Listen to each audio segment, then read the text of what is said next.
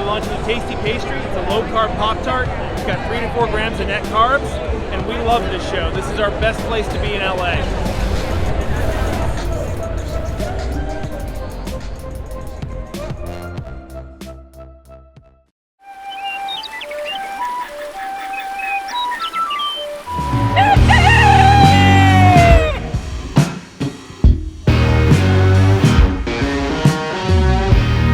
Welcome back to Legendary Foods Muscle in the Morning.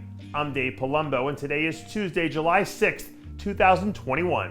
And let's find out what's going on in the world of bodybuilding and fitness. Sometimes when you're young, you think new always means good. Then as you get older, you start to differentiate a little bit more, and you realize that new doesn't matter. Good is good, and then every once in a while you come to realize that something can be new and be good at the same time. And as far as the 212 division is concerned, new and good might be the two simplest and best words to describe Nathan Eppler's season so far. With less than 4 months to go before he makes his Olympia debut, this year's leading candidate for the 212 Rookie of the Year looks like he's on track to bring something new and good to the stage in October. When you look at where this division is right now, I think we have a really strong group of 4 or 5 athletes all battling it out at the top. And then after that, things start to open up.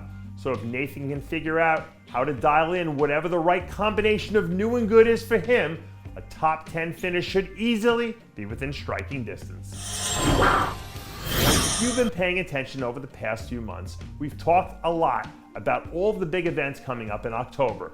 We've got the Arnold Classic in September, the Arnold UK in October, and the Olympia in October, which is basically like the holy trinity of the contest season at this point.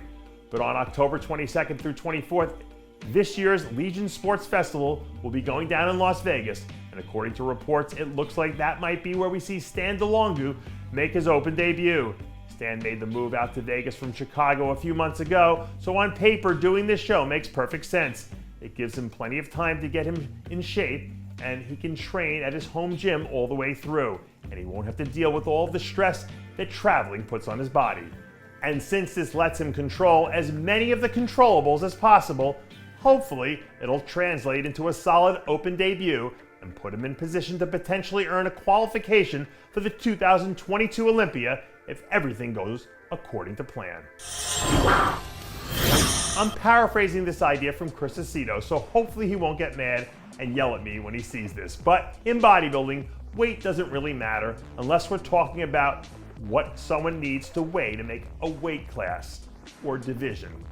Because sometimes a person can have the exact same stage weight but look like they have 2 different bodies, all based on the improvements they made. And the reason I say this is because I don't need to know what George Peterson weighs or what he will weigh on stage. All I know is that when I look at him, last year versus this year, I see 2 different bodies. And that tells me that he's better now than he was then. And if consistent improvement and being your best are the 2 biggest keys to success in this game, then I'd say that he's doing a pretty damn good job, wouldn't you? There are times in life when hearing the truth can be ugly. That's why people like little white lies, because they're pretty and cute and they can make you feel better in the moment. But Shaun Clarida isn't a little white lie kind of guy. And the ugly truth of the matter is that he's out for blood in his first title defense this year. In the photos and videos we saw with him and John Meadows last week, Shaun looked like he was already 4 weeks out, which means that he'll probably end up growing into the show like he did last year. The man eats, sleeps, and breathes this lifestyle 24/7. And when someone with that kind of mindset decides there's no plan B, it usually means that everyone else is just competing for second place. And that does it for yet another edition of Muscle in the Morning. I'm Dave Palumbo, reminding you to always be true to your passions. And make sure to follow us on Facebook, Twitter, and Instagram.